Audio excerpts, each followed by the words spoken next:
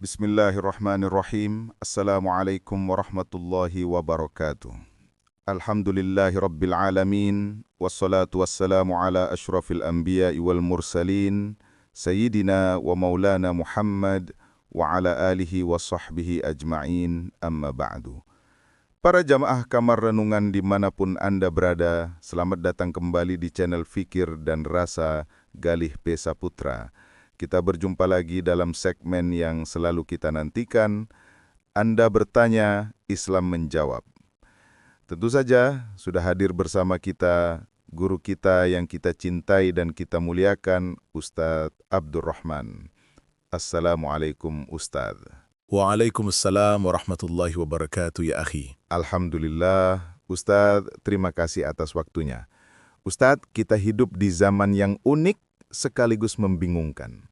Zaman media sosial, semua hal yang dulu privat sekarang menjadi publik. Termasuk, mohon maaf, urusan ibadah. Ada fenomena yang meresahkan jamaah kita, Ustadz. Banyak yang bertanya ke redaksi, saya ini Ustadz, kalau mau bersedekah bingung. Kalau saya sembunyikan, nanti dikira pelit atau tidak memotivasi. Tapi kalau saya tampakkan, saya unggah bukti transfer atau saya buat konten, hati saya ini bergetar Ustadz. Saya takut. Mereka takut terjerumus pada riya, pada pamer. Mereka resah jangan-jangan amal yang sedikit ini bukannya jadi pahala, malah jadi dosa karena riya. Jadi pertanyaannya sangat mendasar Ustadz. Sebenarnya infak dan sedekah itu yang benar disembunyikan atau ditampakkan? Pada kondisi seperti apa kita harus memilih salah satunya agar sedekah kita tetap bernilai ibadah di sisi Allah Subhanahu wa Ta'ala. Mohon pencerahannya Ustadz. Ya akhi, Masya Allah.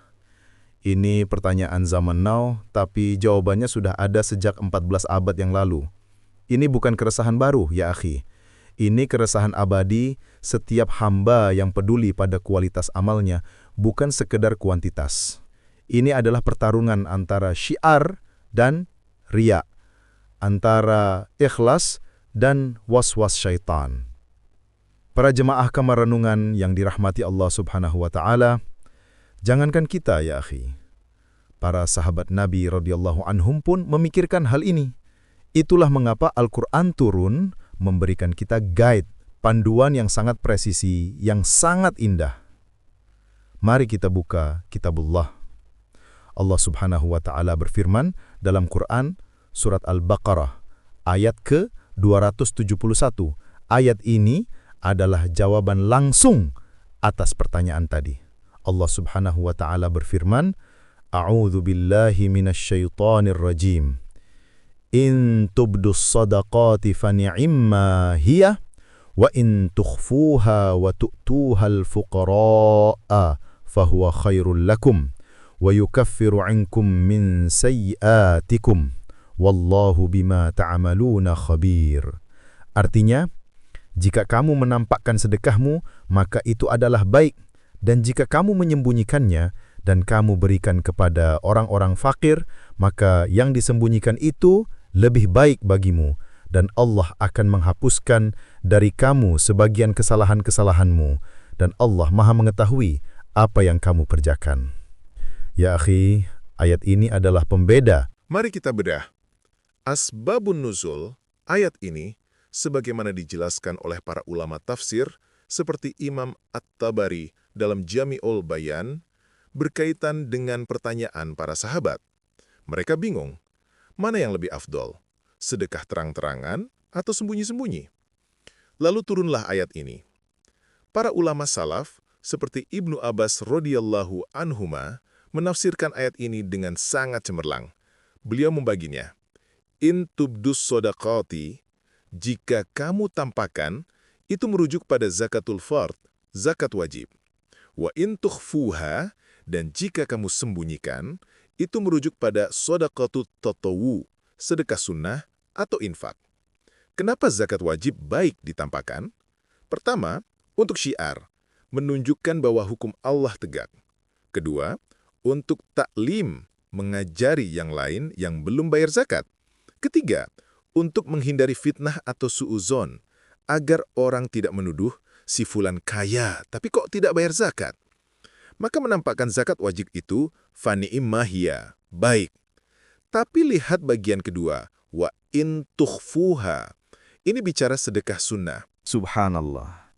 Jadi Al-Baqarah 271 ini membedakan ya Ustadz. Zakat wajib cenderung ditampakkan, sedekah sunnah cenderung disembunyikan. Dan kuncinya di Asma'ul Husna Al-Khabir. Allah Maha tahu detil niat kita. Lalu Ustadz, bagaimana dengan hadis yang sangat populer itu? Tentang tangan kanan memberi, tangan kiri tidak tahu. Apakah ini memperkuat konsep sir tadi Ustadz? Tepat sekali, ya akhi. Ahsanta. Hadis itu adalah puncak dari fadilah sedekah sir. Ini adalah hadis sahih muttafaqun alaih dari sahabat Abu Hurairah radhiyallahu anhu. Rasulullah sallallahu alaihi wasallam bersabda tentang 7 golongan yang akan mendapat naungan Allah Subhanahu wa taala di hari kiamat. Hari di mana tidak ada naungan selain naungannya. Siapa salah satu dari 7 golongan emas itu? Beliau sallallahu alaihi wasallam bersabda, "Wa rajulun tasaddaqa bi shadaqatin fa akhfaha." Dan seorang laki-laki atau perempuan yang bersedekah dengan satu sedekah, lalu dia merahasiakannya. Seberapa rahasia? Hatta la ta'lama shimaluhu ma tunfiqu yaminuhu. Sampai-sampai tangan kirinya tidak mengetahui apa yang diinfakkan oleh tangan kanannya. Allahu Akbar. Ya akhi, coba kita renungkan balaghah hadis ini. Ini adalah kinayah yang luar biasa. Mana mungkin tangan kiri tidak tahu apa yang dilakukan tangan kanan. Keduanya menempel di badan yang sama. Ini adalah mubalaghah yang menunjukkan puncak kerahasiaan. Imam An-Nawawi dalam Syarah Sahih Muslim menjelaskan, ini adalah kiasan bahwa dia menyembunyikan amalnya bahkan dari dirinya sendiri. Maksudnya apa? Dia memberi, lalu dia melupakan amalnya. Dia tidak mengungkit-ungkit amalnya. Dia tidak mengingat-ingat kebaikannya. Amal itu selesai antara dia dan Allah. Asbabul wurud hadis ini adalah Rasulullah sallallahu alaihi wasallam sedang menggambarkan betapa dahsyatnya panas di padang mahsyar. Matahari didekatkan 1 mil. Manusia tenggelam dalam keringatnya. Di saat genting itu, ada 7 golongan yang VIP, duduk santai di bawah naungan arsy. Kenapa sedekah sir ini ganjarannya begitu besar? Karena ya akhi, musuh terbesar sedekah adalah riya. Dan riya itu adalah syirkul khafi, syirik yang tersembunyi. Melawan riya itu jihadun nafs yang paling berat. Maka orang yang berhasil menyembunyikan amalnya, dia telah memenangkan jihad terbesar melawan nafsunya sendiri. Dia berhasil mengesahkan Allah Subhanahu wa taala dalam niatnya. Pantas ganjarannya adalah naungan arsy, karena dia hanya mencari naungan Allah, bukan naungan pujian manusia. Masya Allah, sampai tangan kiri tidak tahu. Ini standar yang sangat tinggi Ustadz. Lalu bagaimana kita melihat praktek para sahabat? Apakah ada kisah nyata bagaimana mereka mempraktekkan 2 hal ini Ustadz? Yang sir, sembunyi, dan yang alaniyah, terang-terangan Ustadz. Pertanyaan yang sangat baik. Islam itu agama role model. Mari kita lihat 2 kisah ekstrim yang menggambarkan 2 kutub ini. Kisah pertama, puncak sedekah alaniyah yang ikhlas. Ini terjadi pada masa persiapan Perang Tabuk. Perang yang sangat sulit, musim panas, jarak jauh melawan Romawi. Rasulullah Shallallahu Alaihi Wasallam mengumumkan penggalangan dana besar-besaran. Ini konteksnya, penggalangan dana publik. Maka para sahabat berlomba. Datanglah Umar bin Khattab radhiyallahu anhu. Beliau membawa separuh hartanya. Beliau sengaja membawanya terang-terangan. Apakah Umar riya? Tidak. Niat beliau, hari ini aku akan mengalahkan Abu Bakar. Ini fastabikul khairat, berlomba dalam kebaikan, dan untuk memotivasi yang lain. Lalu Rasulullah sallallahu alaihi wasallam bertanya, ini penting, ditanya di depan umum, "Wahai Umar, apa yang kau sisakan untuk keluargamu?" Umar menjawab, "Separuh lagi ya Rasulullah." Lalu datanglah Abu Bakar Siddiq radhiyallahu anhu. Beliau membawa seluruh hartanya. Rasulullah sallallahu alaihi wasallam bertanya di depan umum, "Wahai Abu Bakar, apa yang kau sisakan untuk keluargamu?" Abu Bakar menjawab, "Aku sisakan untuk mereka Allah dan Rasulnya." Lihat ya akhi, keduanya alaniyah, terang-terangan, diumumkan, tapi diterima oleh Rasulullah sallallahu alaihi wasallam. Kenapa? Karena maslahatnya lebih besar, yaitu tasyju', memberi semangat umat untuk berdonasi. Dan syarat kedua, level keikhlasan mereka sudah teruji, hati mereka tidak goyah oleh pujian. Kisah kedua, puncak sedekah sir. Mari kita terbang ke Madinah beberapa puluh tahun setelah Nabi wafat. Ada seorang tabi'in, cicit Rasulullah SAW. Namanya Imam Ali bin Husain bin Ali bin Abi Thalib. Gelarnya Zainal Abidin, perhiasan para ahli ibadah. Beliau ini dikenal di Madinah sebagai orang yang, agak pelit. Hartanya banyak, keturunan bangsawan. Tapi sedekahnya kayaknya tidak terlihat. Beliau sering dicela oleh sebagian orang. Di sisi lain, di pinggiran kota Madinah, ada sekitar 100 rumah fakir miskin dan janda-janda yang setiap malam mereka tidak pernah kelaparan. Selalu ada sekantung gandum, kurma, dan uang di depan pintu mereka sebelum subuh. Tidak ada satu pun yang tahu siapa pengirimnya. Pengirim misterius ini selalu datang di kegelapan malam, wajahnya ditutup. Kisah ini disebutkan oleh Imam Adz-Dzahabi dalam Syiar A'lam An-Nubala dan Abu Nu'aim Al-Asbahani dalam Hilyatul Auliya.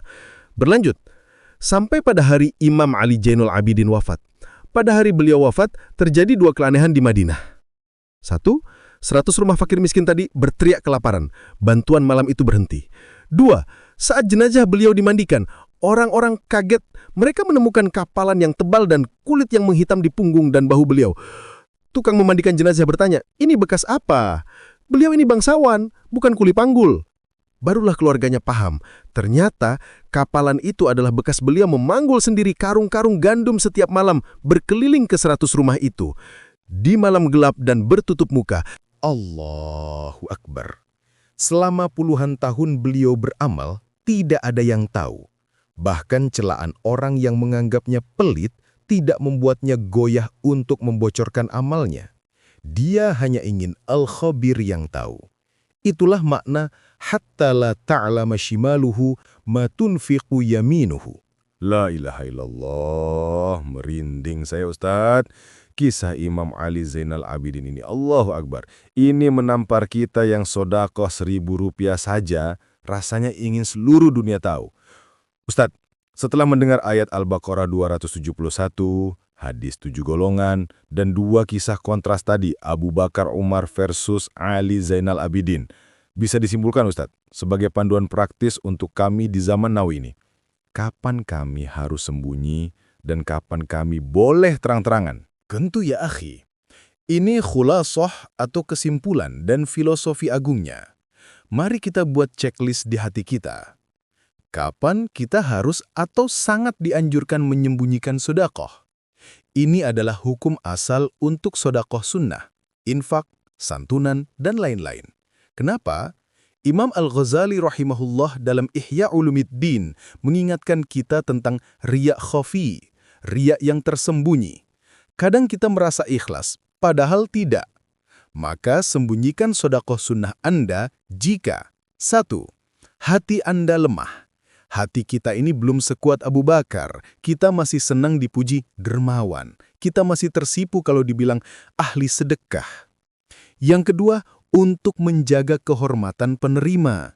Ini sangat penting. Jangan sampai kita upload foto si miskin yang kita beri, lalu dia malu seumur hidupnya. Kita dapat pahala sedekah, tapi dapat dosa menghinakan orang. Yang ketiga, untuk melatih keikhlasan. Anggap ini gym spiritual. Paksa diri kita memberi tanpa ada yang tahu. Rasakan nikmatnya bertransaksi hanya dengan Allah Subhanahu wa Ta'ala. Maka transfer, masukkan kotak amal di masjid, jangan lihat kanan kiri. Beri ke tetangga, bilang saja ini titipan. Sembunyikan. Lalu kapan kita boleh atau dianjurkan menampakkan sedekah? Ini adalah pengecualian yang syaratnya ketat. 1. Zakat wajib. Seperti yang tadi kita bahas. Boleh ditampakkan, serahkan ke Baznas atau lembaga resmi agar tercatat dan jadi syiar. Yang kedua, kondisi darurat dan penggalangan dana massal. Misalnya bencana alam, pembangunan masjid, Palestina. Di sini dibutuhkan contoh. Yang ketiga, jika Anda tokoh panutan, seorang ustadz, seorang pejabat hijrah, seorang influencer, yang satu tindakan Anda bisa memancing 1000 orang lain ikut bersedekah. Syarat utama, Anda yakin. bisa melawan riya di hati Anda. Bagaimana cara menguji hati kita? Tanya diri sendiri. Jika saya donasi 10 juta terang-terangan, buat konten ya, ada orang lain donasi 1 miliar terang-terangan juga, apakah hati saya kesal karena tersaingi? Jika ya, berarti hati Anda belum beres. Mundur, sembunyikan saja. Tanya lagi, jika saya donasi 10 juta terang-terangan, lalu tidak ada yang memuji, tidak ada yang like, malah dibully, apakah saya menyesal telah bersedekah? Jika ya, berarti niat Anda bukan untuk Allah. Filosofi agungnya, ya akhi, amal terang-terangan itu ibarat Anda membawa permata di pasar yang ramai. Resiko dicopet itu besar sekali.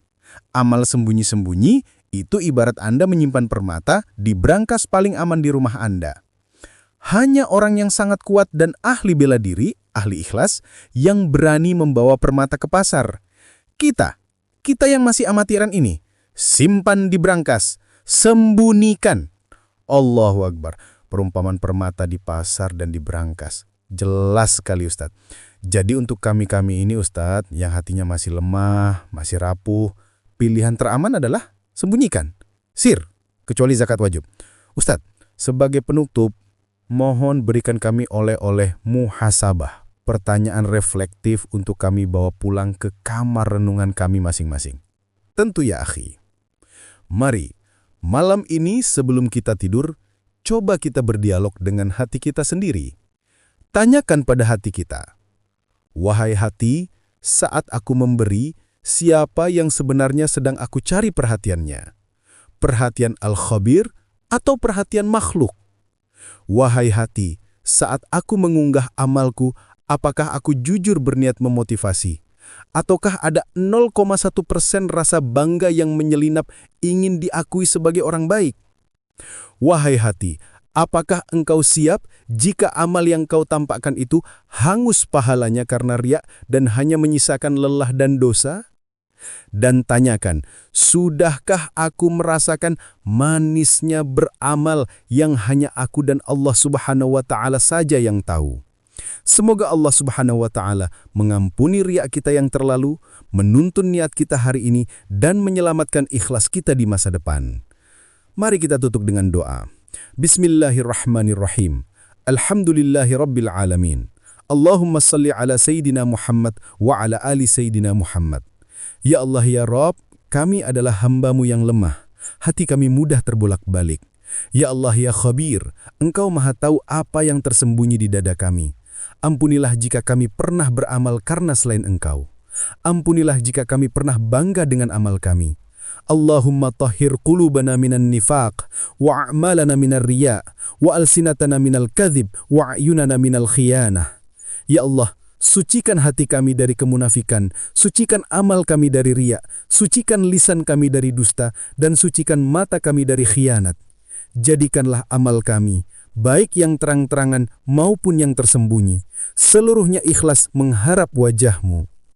Rabbana atina fid dunya hasanah, wa fil akhirati hasanah, wa qina adzaban nar.